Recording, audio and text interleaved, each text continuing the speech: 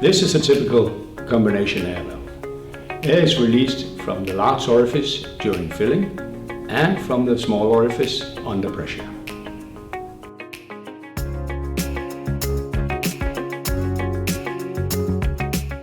AVK offers different types of air valves. They may look differently, but they have the same function and purpose.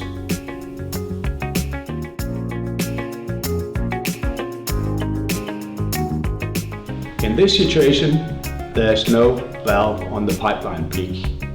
A pump failure may occur, and due to the vacuum in the pipeline, it may collapse because we have water column separation.